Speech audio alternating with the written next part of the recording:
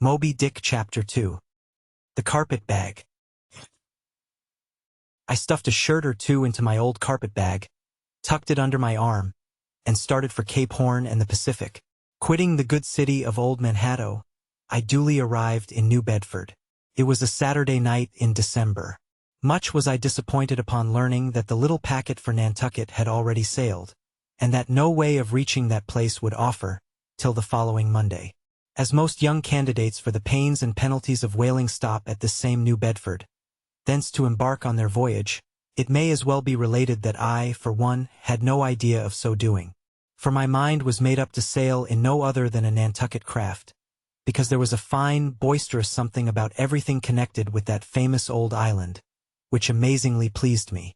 Besides, though New Bedford has of late been gradually monopolizing the business of whaling, and though in this matter poor old Nantucket is now much behind her, yet Nantucket was her great original, the Tyre of this Carthage, the place where the first dead American whale was stranded. Where else but from Nantucket did those aboriginal whalemen, the Red Men, first sally out in canoes to give chase to the Leviathan?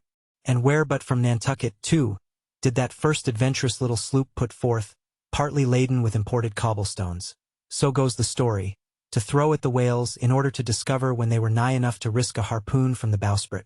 Now having a night, a day, and still another night following before me in New Bedford, ere I could embark for my destined port, it became a matter of concernment where I was to eat and sleep meanwhile. It was a very dubious-looking, nay, a very dark and dismal night, bitingly cold and cheerless. I knew no one in the place. With anxious grapnels I had sounded my pocket and only brought up a few pieces of silver. So, wherever you go, Ishmael, said I to myself as I stood in the middle of a dreary street shouldering my bag, and comparing the gloom towards the north with the darkness towards the south. Wherever in your wisdom you may conclude to lodge for the night, my dear Ishmael, be sure to inquire the price and don't be too particular. With halting steps I paced the streets, and passed the sign of the Crossed Harpoons. But it looked too expensive and jolly there. Further on, from the bright red windows of the Swordfish Inn, there came such fervent rays that it seemed to have melted the packed snow and ice from before the house, for everywhere else the congealed frost lay 10 inches thick in a hard asphaltic pavement. Rather weary for me when I struck my foot against the flinty projections, because from hard, remorseless service the soles of my boots were in a most miserable plight. Too expensive and jolly, again thought I, pausing one moment to watch the broad glare in the street, and hear the sounds of the tinkling glasses within. But go on, Ishmael, said I at last. Don't you hear? Get away from before the door. Your patched boots are stopping the way. So on I went. I now by instinct followed the streets that took me waterward, for there, doubtless, were the cheapest, if not the cheeriest inns. Such dreary streets, blocks of blackness, not houses on either hand, and here and there a candle, like a candle moving about in a tomb. At this hour of the night, of the last day of the week, that quarter of the town proved all but deserted. But presently I came to a smoky light proceeding from a low, wide building, the door of which stood invitingly open. It had a careless look, as if it were meant for the uses of the public. So, entering, the first thing I did was to stumble over an ash-box in the porch. Ah! Thought I, ha! As the flying particles almost choked me. Are these ashes from that destroyed city, Gomorrah? But the Crossed Harpoons? And the Swordfish? This, then, must needs be the sign of the trap. However, I picked myself up and hearing a loud voice within, pushed on and opened a second, interior door. It seemed the great black Parliament sitting in Tophet. 100 black faces turned round in their rows to peer, and beyond, a black angel of doom was beating a book in a pulpit. It was a Negro church, and the preacher's text was about the blackness of darkness, and the weeping and wailing and teeth gnashing there. Ha! Ishmael, muttered I, backing out. Wretched entertainment at the sign of the trap. Moving on, I at last came to a dim sort of light not far from the docks, and heard a forlorn creaking in the air, and looking up, saw a swinging sign over the door with a white painting upon it, faintly representing a tall straight jet of misty spray, and these words underneath: the Spooder in Peter Coffin. Coffin? Spooder. Rather ominous in that particular connection, thought I. But it is a common name in Nantucket, they say, and I suppose this Peter here is an emigrant from there.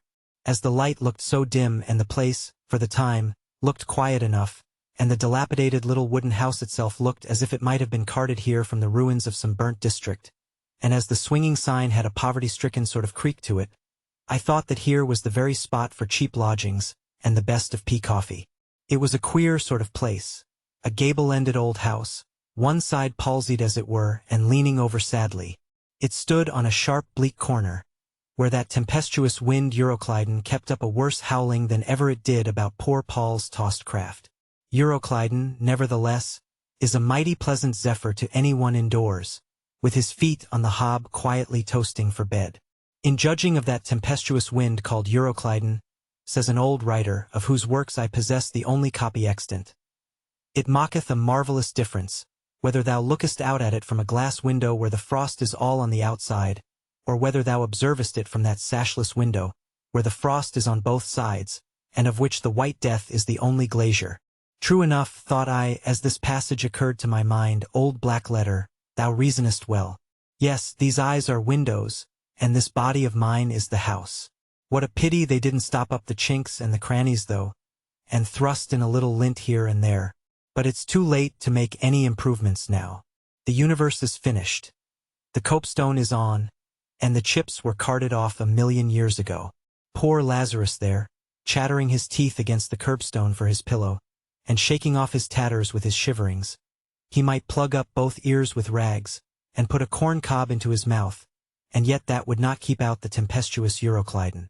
Euroclydon, says old Dives in his red silken wrapper. He had a redder one afterwards. Pooh, pooh! What a fine frosty night! How Orion glitters! What northern lights!